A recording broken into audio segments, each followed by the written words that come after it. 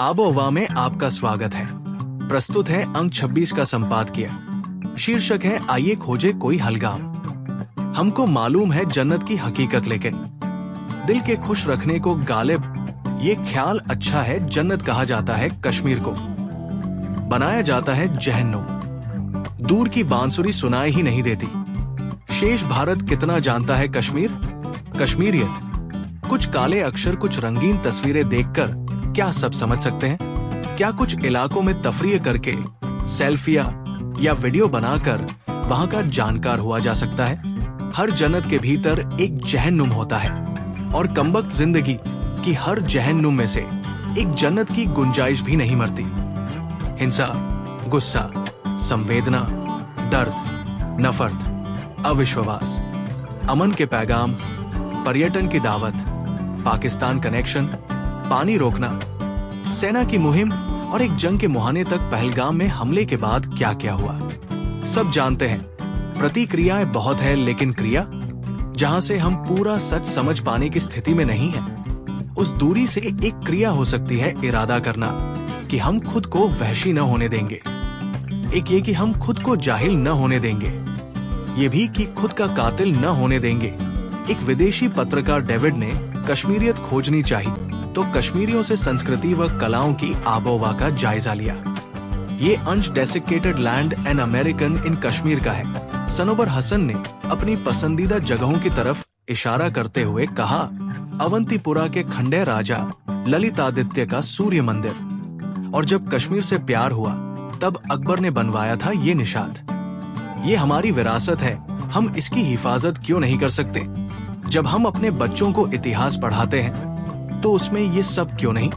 हिंसा ही तो हमारा इकलौता इतिहास नहीं है। डेविड ने अपनी किताब में एक और संदर्भ शौकत काटजू की जुबानी दर्ज किया है। संघर्ष के कारण संस्कृति के अर्थ केंद्र अपने ढंग से समझा रहा है। सिर्फ डल झील और धरती पर स्वर्ग की थ्योरी भर कश्मीरियत नहीं है। सच ये है कि शिल्प और पर्यटन संबंधी कारीगर उद्योग भर बचे हैं, जबकि ललित कला और संगीत मुरझा गए हैं। ये शायद इकलौता ऐसा राज्य है जिसका अपना इतिहास कभी उसके स्कूलों में नहीं पढ़ाया गया। कश्मीर का इतिहास कोई नहीं जानता, इसलिए अंजाम सांस्कृतिक नरसंहार रहा है। इन शब्दों को पढ़कर गूंजते हैं कुछ मिसरे मुखौटे अपने चेहरों पर चढ़ाए जाएंगे। हम लोग तो गुम नस्लों के किस्सों में सुनाए जाएंगे। हम लोग, हमारी सोच, बुनियादें मिटाई जाएंगी पहले, फिर इतिहासों से नक्शों से मिटाए जाएंगे। हम लोग, किसी ने पत्थरों में जा अगर डाली तो क्यों डाली, बड़े अफसोस और दुख से सुनाए जाएंगे हम लोग। कश्मीरियत क्या है?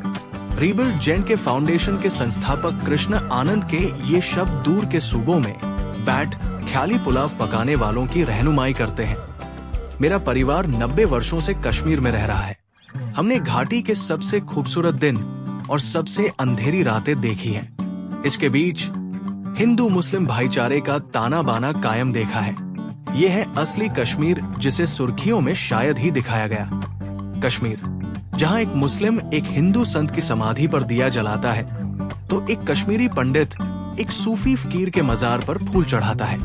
हमारी रोटियां, हमारा संगीत, हमारी भाषा, सब कुछ घुला मिला है, साझा लोक कथाओं की तरह।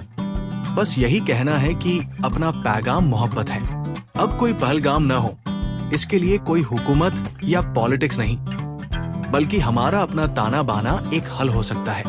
हमें अपने दर्दमंद दिल को जगाना है, भीतर जो मुरझा चुकी है अपनी माँ की उस जात को आबाद करना है। इंसान होने की अपनी अजमत को फिर जलाना है। झकझोरना पड़ेगा ज़मीर अवाम को। अब कुछ नहीं मिलेगा सियासत को कोसकर।